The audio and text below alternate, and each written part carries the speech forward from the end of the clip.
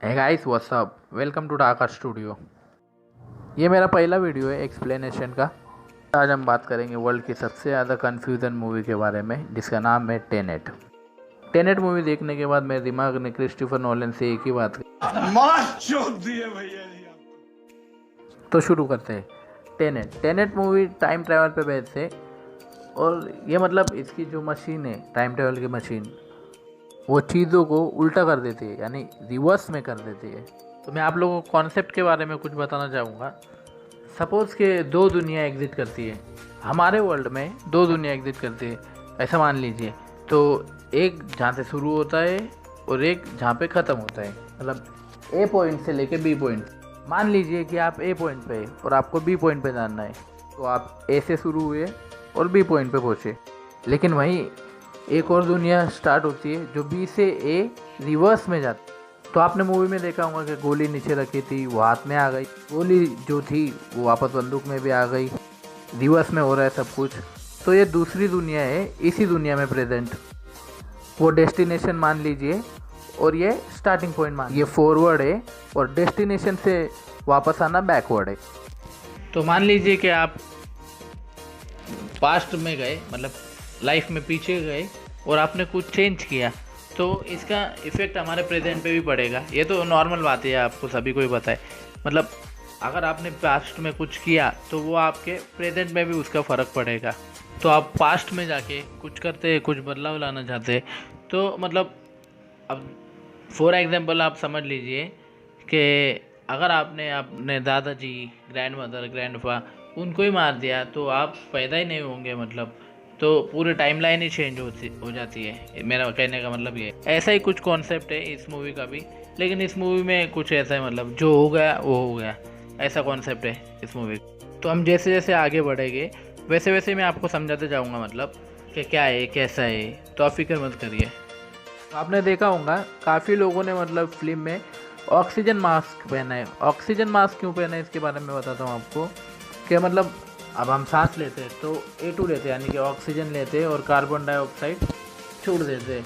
तो यहाँ पे जो दूसरी दुनिया है यहाँ प्रेजेंट, तो वहाँ पे मतलब कार्बन डाइऑक्साइड है, तो वहाँ पे आप कार्बन डाइऑक्साइड तो नहीं ले सकते, इसके लिए ऑक्सीजन मास्क पहने। तो गाइस कहानी शुरू होती है।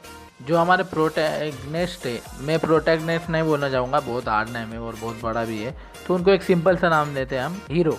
हम उन्हें हीरो बुलाएंगे, ओके ठीक है।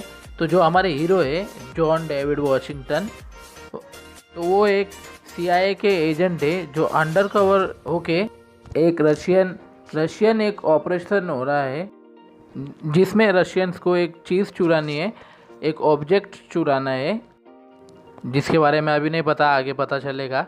एक ओपेरा हाउस से, हाउस जो काइव में है, काइव एक जगह है जहाँ पे वो ओपेरा हाउस है, और उन्हें वहाँ से एक जो होता है ना, मतलब कुछ तो है, वो बाद में बताऊँगा, वो चुराना है। जो है वो अंडर कवर एजेंट बन के गया है वहाँ पे। तो रशियन ग्रुप होता है, वो उस ऑब्जेक्ट को चुरा लेता है। तो मतलब जो प्रोटैनिक, मतलब वही हीरो, हमारा हीरो क्या करता है, तो वो उसकी पूरी की पूरी टीम को एक सीक्रेट एग्जिट से बाहर भेज देता है। जो है वो आगे कुछ ऐसा होता है, मतलब जो हमारा हीरो जो है वो फिर से ओपेरा हाउस जाता है एक सस्पेक्ट को बचाने के लिए, मतलब। तो वहाँ पे एक आदमी आता है, मास्क मैन, जो गन लेके, और वो उसे बचाता है, मतलब। और ध्यान रखना उसके बैक पे मतलब रेड की चेन है, रेड की चेन ध्यान रखना। जो हमारा हीरो है वो वापस से उस रशियन ग्रुप को मतलब ज्वाइन कर लेता है। तो जो रशियन ग्रुप होता है उन्हें रियलाइज़ होता है कि जो हमारा हीरो है वो उन्हें धोखा दे रहे हैं। प्रोटैगनिस्ट धोखेबाज है, मतलब जो हमारा हीरो वो धोखेबाज है और वो उन्हें ट्रिक कर रहा है, तो वो उसे टॉर्चर करने लगते हैं। जो हमारा हीरो जो होता है वो उनको कुछ भी नहीं बताता जो उसे टॉर्चर करते हैं, और एक सुसाइड पिल लेके मरने की कोशिश करता है, मतलब। लेकिन बाद में वो उठता है, पता चलता है कि वो सुसाइड पिल नकली थी, वो एक टेस्ट था। पता चलता है कि रशियंस ने उसे मतलब पकड़ लिया है, और जो उसकी पूरी की पूरी टीम थी जो ओपेरा हाउस में ऑब्जेक्ट चुराने गई थी, उन सबको मार दिया है। और वहीं पे वो जो गए थे ओपेरा हाउस में उस ऑब्जेक्ट के लिए, वो भी उन्होंने उनके पास रख लिया है, तो वो ऑब्जेक्ट। तो जो हीरो जो है वो बाद में सीक्रेट ऑर्गेनाइजेशन को ज्वाइन करता है और उसे वहाँ पे एक वर्ड का पता चलता है टेनेट। तो हीरो जो है वो फैसिलिटीज़ में जाता है और वहाँ पे उसे पता चलता है कि फ्यूचर के जो लोग हैं उन्होंने ऐसी टेक्नोलॉजी बनाई है, ऑब्जेक्ट बना लिया है जो टाइम को रिवर्स कर सकते और वापस मूव बैक करे। जैसे मैंने आपको कॉन्सेप्ट बताया, अगर गोली निकली तो वो जैसे मैंने आपको बताया कि डेस्टिनेशन पॉइंट से मतलब वापस आएगी वो गोली स्टार्टिंग पॉइंट पे रिवर्स में। फ्यूचर की टेक्नोलॉजी और इस पे जीत हासिल कर ली है। तो हमारा हीरो जो है बंदे को हायर करता है जिसका नाम होता है नील। नील मतलब हमारा फ्यूचर बैटमैन यानी कि रॉबर्ट पैटिंसन। तो वो जानना चाहते हैं कि उन्हें कुछ रिवर्स बुलेट्स मिले हैं जो कि वो गोलियां है, कि उनका ओरिजिन क्या है। समझ रहे हैं कि उनको कुछ गोलियां मिली है जो कि चल चुकी है और वो वापस अपने ओरिजिन के बारे में जानना चाहते हैं कि ये एक्चुअली आई कहाँ से। तो उसका पता करते करते वो एक आर्म्स डीलर के पास, जिनका नाम होता है प्रिया, और प्रिया हमारा प्ले किया है डिम्पल कपाड़िया जी ने। वो बताती है हीरो को कि जो बुलेट्स जो है वो उनसे खरीदी गई थी तो वो नॉर्मल बुलेट्स बेची थी, वो नॉर्मल थी, रिवर्स बुलेट्स नहीं थी। और वहीं पे वो एक आदमी का नाम बताते हैं जिनका नाम होता है एंड्रू सेटर्स, जिसके पास वही फ्यूचर टेक्नोलॉजी है जो बुलेट्स को रिवर्स कर सकती है। तो एंड्रू सेटर ने बुलाएंगे हम उसको सिर्फ सेटर बुलाएंगे। उसी ने उन बुलेट्स को रिवर्स किया है, समझे। जो उन बुलेट्स को तलाश कर रहे थे तो रिवर्स बुलेट्स मिली है, उनका ओरिजिन क्या है जो वापस बंदूक में अंदर जाती है। ओरिजिन का पता करते करते वो पहले डिम्पल कपाड़िया जी के पास पहुँचे। फिर उन्होंने कहा कि सेटर नाम का एक आदमी है जो बुलेट्स को रिवर्स करता है। प्रोटैगनिस्ट मतलब हमारे हीरो और नील जो होते हैं वो थोड़ा दिमाग लगाते हैं। तो वो डायरेक्ट तो नहीं पहुंच सकते मतलब सेटर्स के पास, इसके लिए वो थोड़ा दिमाग लगाते हैं और वो पहले अप्रोच करते हैं कैट को, यानी कि सेटर्स की वाइफ को, कि हेल्प कर सकती है कि वो सेटर्स के पास कैसे पहुंच सकते हैं। तो कैट उन्हें बताती है कि एक्चुअली सेटर ने उसे उसके अंडर कंट्रोल रखा है। क्यों? कैट ने सेटर्स को एक नकली पेंटिंग भेज दी थी। तो हीरो जो है वो कहता है कि तुम्हारे लिए हम उस पेंटिंग को चुरा के लेकर आएंगे। सेटर्स ने मुझे छुपा के रखा है। इस ऑपरेशन के दौरान इस पेंटिंग को चुराने के लिए जाते हैं तो हीरो और नील यानी कि बैटमैन, बार बार बैटमैन बोलना ज़रूरी नहीं है वैसे तो नील, दो लोग अटैक करते हैं और वो पेंटिंग चुरा लेते हैं। तो प्रिया उन्हें बताती है कि वो दो लोग नहीं एक ही आदमी था। हीरो कैट के पास पहुंचता है फिर और कहता है कि तुम्हारी पेंटिंग अब सही सलामत है, मतलब सेफ़ है। तो उसके बदले में कैट जो है प्रोटैगनिस्ट मतलब जो हीरो है हमारा, उसके साथ एंड्रू सेटर्स का एक डिनर अरेंजमेंट करती है और सेटर हमारे हीरो को धमकी देता है कि आज के बाद अगर तुम मेरे वाइफ के साथ दिखे या उसे कुछ भी कहा तो मैं तुम्हें जान से मार डालूंगा। तो हीरो कहता है कि ठीक है जैसा तुम कहो, लेकिन उसके बदले में तुम्हें जिस चीज़ की तलाश है प्लूटोनियम की, मैं अगर उसके बदले प्लूटोनियम ला के दे दूँ तो क्या तुम कैट को आज़ाद कर दोगे? ने प्लूटोनियम ला के दे दिया लेकिन उसके बदले तुम्हें कैट को आज़ाद करना पड़ा। हीरो नहीं चाहता कि कैट अब उसके अंडर कंट्रोल रहे। सेटर कहता है ठीक है। अब हीरो और नील कामयाब हो जाते हैं एक गाड़ी से वो प्लूटोनियम चुराने से। फिर हीरो को रियलाइज़ होता है कि वो प्लूटोनियम नहीं है, जो वो वैसा ही एक चीज़ है जो कि स्टार्टिंग में वो रशियन ग्रुप गया था उस ऑब्जेक्ट को चुराने ओपेरा हाउस। जब हीरो हमारा पकड़ा गया था, याद है आपको स्टार्टिंग में, वो वही का ही ऑब्जेक्ट था। सेटर्स और उसके आदमी, ध्यान से सुनिए दोस्त, एक टेम्पोरर पिंसल मूवमेंट स्टार्ट करते हैं जिसमें उसकी आधी टीम आगे बढ़ती है और बाकी आधी टीम टाइम में वापस जाती है और इस तरीके से उनके पास पूरी नॉलेज आ जाती है। अब सेटर्स उस ऑब्जेक्ट को लेता है और चला जाता है। अब ध्यान से सुनना दोस्तों, कहानी में आगे बढ़ते हैं लेकिन अब ध्यान से सुनना, बहुत इंपॉर्टेंट पार्ट है। अब कैट बताती है कि जो सेटर है उसको कैंसर हो गया है, उसका कोई इलाज नहीं है और वो मरने वाला है। और अपने मरने के साथ साथ वो चाहता है कि बाकी सब भी मर जाए और ह्यूमैनिटी के भी सब मर जाए, यानी कि इंसानियत के भी सब मर जाए, मतलब सब लोगों को मारना चाहता है वो अपने साथ साथ। तो इसलिए वो कुछ नौ ऑब्जेक्ट कलेक्ट कर रहे हैं, 9 आइडेंटिफाई ऑब्जेक्ट कलेक्ट कर रहे हैं जिसको हम टोटल कंबाइन करेंगे तो एक एल्गोरिदम बनेगा, एल्गोरिदम जो कि रिवर्स कर देगा पूरे के पूरे अर्थ को, जिसमें सारी के सारी लाइफ ख़त्म हो जाएगी। मतलब समझे, अगर अर्थ उल्टी होने लग गई तो क्लाइमेट बदलेगा और सब कुछ उल्टा होना स्टार्ट हो जाएगा। पूरी अर्थ रिवर्स में घूमेंगी।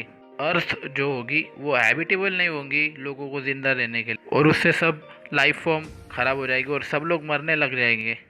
ऐसा समझ लीजिए कि अगर आप वीट को उगाते, ठीक है, वीट गेहूँ जिसे कहते हैं, वो वीट वो उगेगा ही नहीं क्योंकि रिवर्स में होने लग जाएगा सब। जैसे कोई फल उगाते हैं पेड़ में, फल उल्टा हो जाए, फल कभी एग्जिट ही नहीं करेगा, इनफैक्ट वो पेड़ ही एग्जिट नहीं करेंगे, सब कुछ उल्टा हो जाएगा। लेकिन जो हीरो जो होते हैं, एक्चुअली जो फ्यूचर वाले लोग हैं, वो सेटर्स की हेल्प कर रहे हैं इस पूरे के पूरे मिशन में, अर्थ को उल्टा करने में। इसमें उनका क्या फ़ायदा है? तो नील बताता है कि दरअसल में फ्यूचर वाले लोगों को ये लगता है कि उनके लिए तो अर्थ ऑलरेडी उल्टी हो चुकी है ना, क्योंकि फ्यूचर में अर्थ को उल्टी कर चुका है वो सेटर्स को। लगता है कि वापस में वो रिवर्स करेंगे तो सब कुछ ठीक हो जाएगा, और इसलिए वो सेटर्स की हेल्प कर रहे हैं। ये थोड़ा कन्फ्यूजन होगा, मुश्किल होंगे थोड़ी समझने में। के लोग हैं वो कैसे भी करके मरने वाले, क्योंकि उनके लिए अर्थ मतलब हैबिटेबल नहीं है। तो इसलिए उनके अकॉर्डिंग उनको बचने के लिए सिर्फ एक ही रास्ता है कि वो सेटर्स की हेल्प करे और अर्थ को रिवर्स करे। अब बढ़ते हैं दोस्तों फिल्म की एंडिंग की तरफ। सेटर्स के पास सारे के सारे 9 पीस आ चुके हैं उस एल्गोरिदम के। सेटर्स डिसाइड करते हैं कि टाइम में वो उस टाइम पे चला जाएगा, मतलब टाइम में उस पीरियड पे चला जाएगा जब वो टाइम में सबसे ज़्यादा खुश, और वहाँ पे वो बहुत शांति से मर जाएगा और एल्गोरिदम को एक्टिवेट कर देगा। वो मरा और बाकी सब भी उसके साथ मर गए। तो हीरो और नील उसको रोकने की कोशिश करते, उस टेम्पोरल पिंसल मूवमेंट का इस्तेमाल करते एक सिटी में जहाँ पे 9 पीसेस उस एल्गोरिज्म के रखे गए थे, जहाँ पे स्टोर किए गए थे। अब कैट वहीं पे समझ जाती है कि सेटर्स कहाँ गया होगा टाइम, वहाँ पे वो सबसे ज़्यादा खुश था। तो कैट वहीं पे उसी टाइम जाती है कि वो खुद को भी ना मारे प्लस उस एल्गोरिज्म को भी एक्टिवेट ना करे, क्योंकि वो मरा तो उसके साथ साथ इंसानियत भी मरी।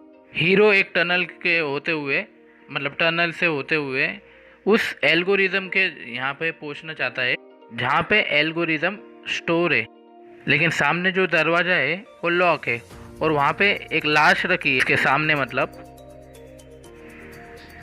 एक मास्क मैन की, और उसके बैक पे एक लाल स्ट्रिंग है। वो मैंने स्टार्टिंग में बताया ना आपको की चेन। तभी एक सेटर्स का आदमी आता है और प्रोटैगनिस्ट यानी कि अपने हीरो पे गोली चलाता। लेकिन तभी क्या होता है, जो लाश थी वो वापस जिंदा हो जाती और बुलेट अपने अंदर ले लिए, टेक्सो बुलेट, गोली उसको लग जाती है। फिर वो दरवाज़ा भी खोलता है और फिर वो टनल के बाहर चले।